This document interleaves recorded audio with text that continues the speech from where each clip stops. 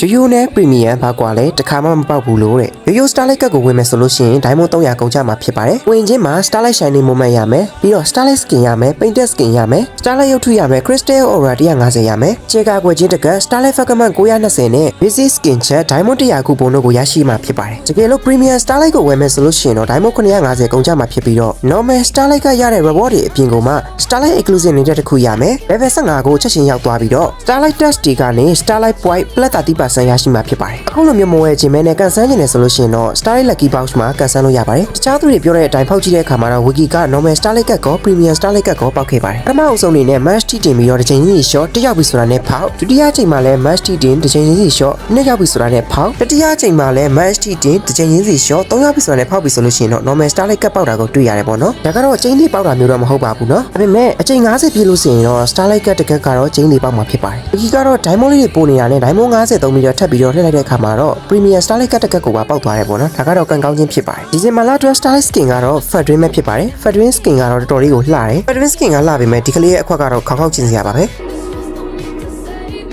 Fat Dream ကတော့အားကိုးကျင်စရာတတိတိုက်မို့လို့Angela ကိုင်တဲ့ player လေးတွေအတွက်ဆိုလို့ရှိရင်တော့ဒီ Fat Dream ကတော့ကိုယ့်ရဲ့ကောင်လေးကိုဝယ်ခိုင်းတယ်မှာဒါပေမဲ့ဒီပွဲမှာတော့ Fat Dream က Xavier နဲ့ partner ချိတ်ထားတာပေါ့နော် Angela ကတော့လိုက်ပူပေးမှာပါကျေးဇူး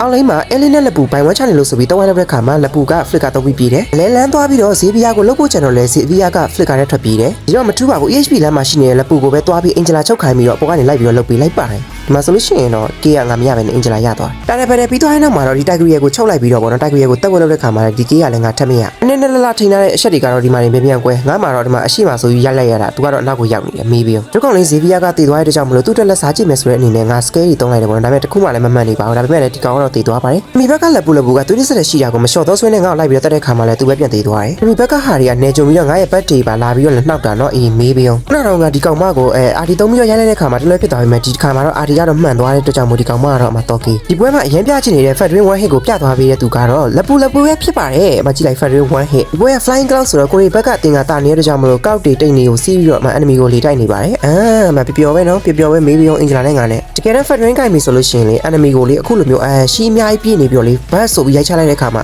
တခါတည်းတည်သွားတာကိုသဘောကျတယ်ဒါပေမဲ့မသိဘူးအဲ့ဒီဘက်ကပြည့်ထွက်ကရမ်းကျန်နေကြမှာသူ့ကိုတစ်ဖက်မို့တော့ play အမှာကောက်ထည့်လိုက်ရတယ်ဒီချိန်မှာ ultimate ကလည်းအဆင်သင့်ဖြစ်နေတော့သူ့ကိုရိုက်ဖို့အတွက်ကွက်တီပဲသူတို့ဘက်မှာရမ်းကောင်းနေတာဆိုလို့အဲ့ပြည့်ထွက်ပဲရှိရပြည့်ထွက်တည်သွားမှာတော့ဟဲ့ဒီပွဲတော့နိုင်သွားပြီပေါ့ငွေပီကတော့ငါမရပါဘူးဘာလို့လဲဆိုတော့ငါဓမိတ်တိတ်ပြီးတော့မပေးနိုင်ဘူးငါဘက်ကဓမိတ်ပေးနိုင်တဲ့ Obsidian ပဲရသွားပါတယ်ဟိုဘက်ကလက်ပူနဲ့တိုက်ကိုရကတော့ chocolate စားသွားပါတယ်ကျေးဇူး